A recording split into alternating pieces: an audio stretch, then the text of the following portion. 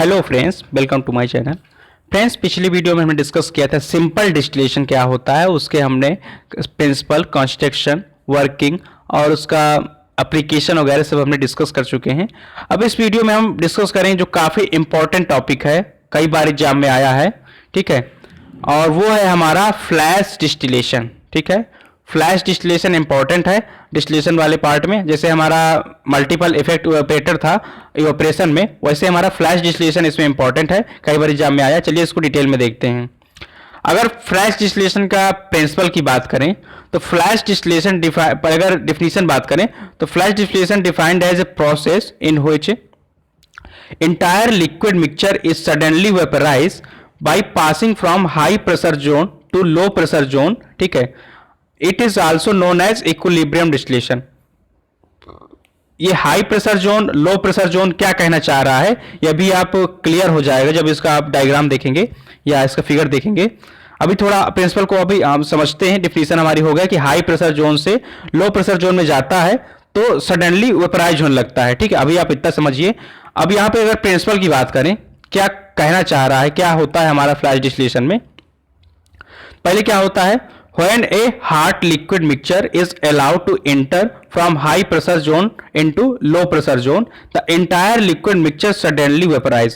ठीक है, जब हाई प्रेशर जोन से लो प्रेशर जोन की ओर हमारा लिक्विड ट्रेवल करता है तो इसमें एक चेंबर होता है, हीटिंग चेंबर, उसमें सडनली जब पास होगा तो वेपराइज होने लगता है, ये बताया गया इसमें। और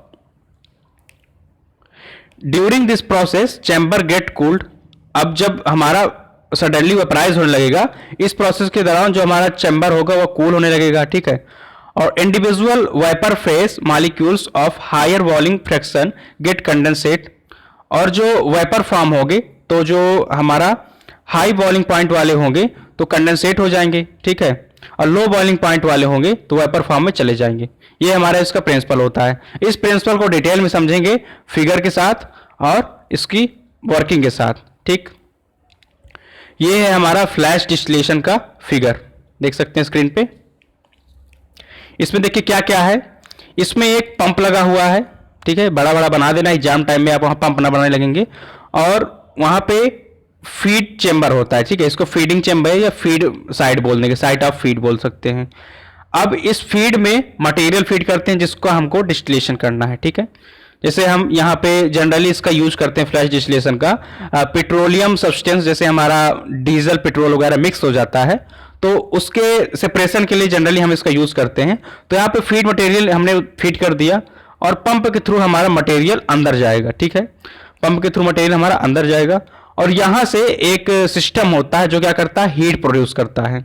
ठीक है, चूंकि ये हीटिंग चेंबर है और इस हीटिंग चेंबर का मतलब है कि इसमें हीट होना चाहिए, तो यहाँ पे हीट का सोर्स होता है जो यहाँ पे हीट प्रोड्यूस करता है।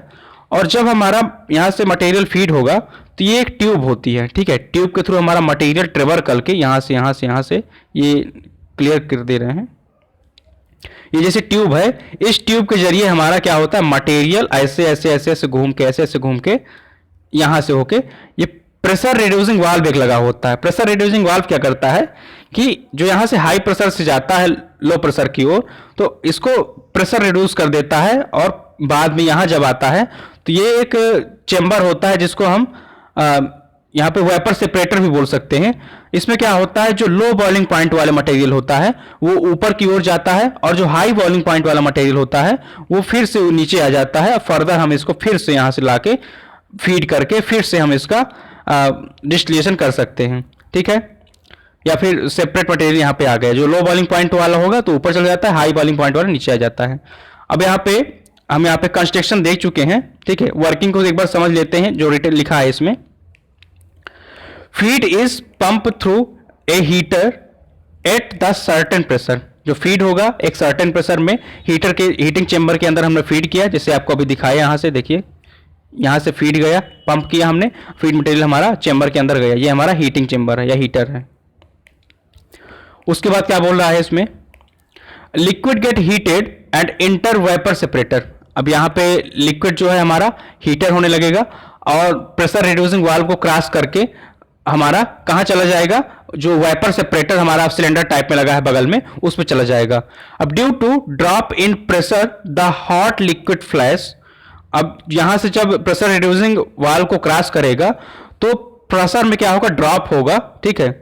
अब सडन वेपराइजेशन इंड्यूस कूलिंग, अब जो हमारा यहां से सडन वेपराइज हुआ था, अब प्रेशर रिड्यूसिंग वाल्व से जब क्रॉस हुआ तो यहां पे कूलिंग होने लगेगा, ठीक है। कूलिंग जब होगा तो high boiling point fraction molecule get condensate, जो हाई मॉलिक्यूल वाले होंगे तो क्या होंगे, जब कूल यहां से होने लगेगा प्रेशर रिड्यूसिंग वाल्व को क्रॉस करने के बाद, जिसका बॉइलिंग पॉइंट हाई होगा वो हमारे नीचे की ओर सिलेंडर में चले जाएंगे, और जिसका बॉइलिंग पॉइंट हमारा लो होगा तो हमारा ऊपर की ओर चले जाएंगे, ठीक है। और low boiling point fraction molecule remain as vapour, vapour के फॉर्म में जाएंगे, ऊपर चले जाएंगे, और ऊपर किस में जाएंगे, जो हमारा साइक्लोन सेपरेटर या वेपर सेपरेटर लगा होगा उस पे चले जाएंगे हमारे vapour. As vapour and liquid achieve equilibrium, ठीक है। इस प्रकार हम वेपर को अलग और लिक्विड को अपना अलग अचीव कर सकते हैं, ठीक है।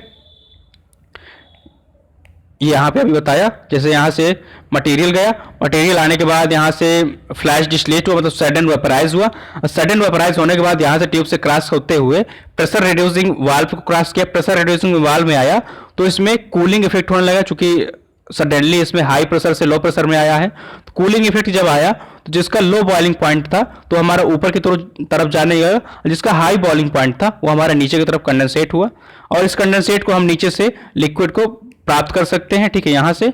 और जो हमारा ऊपर गया था वेपर, तो यहाँ पे वेपर को हम कंडेंस अलग से साइक्लोन सेपरेटर होगा, वेपर सेपरेटर होगा, उसमें हम अचीव कर सकते हैं, ठीक है। इसका हमने वर्किंग भी देख लिया फ्लैश डिस्टिलेशन का। अब इसका एडवांटेज क्या, यूज हमने बता ही दिया, यूज क्या होता है इसका, स्टार्टिंग में बता दिया था इसका यूज। इसका यूज होता है जैसे हमारा कोई भी वो लिक्विड है, जैसे लाइपोफिलिक में है, जैसे हमारा हो गया ऑयल हो गया, ठीक है, जैसे डीजल हो गया, पेट्रोल हो गया, डीजल पेट्रोल के हमारे सेपरेशन में इसका यूज कर सकते हैं। एडवांटेज क्या है, एक तो ये कंटिन्यूअस प्रोसेस है, ठीक है, कंटिन्यूअस प्रोसेस मतलब लगातार, ये नहीं कि एक बार हमने फीड कर दिया मटेरियल, जब मटेरियल वो एक बार फीड हो गया, एक बार जब काम कर गया दोबारा फिर से खाली करेंगे फिर फीड करेंगे, ये वाला प्रोसेस नहीं है। इसमें हम कंटिन्यू मटेरियल को फीड कर सकते हैं, कंटिन्यू अपनी वेपराइजेशन प्रोसेस को या डिस्टिलेशन प्रोसेस को कंटिन्यू कर सकते हैं, ठीक है। अब use for multi component system, multi component system के लिए यूज किया जाता है, जैसे बताया कि ऑयल रिफाइनरी, मतलब ऑयल को रिफाइन करने में, मतलब उसको अलग अलग करने में।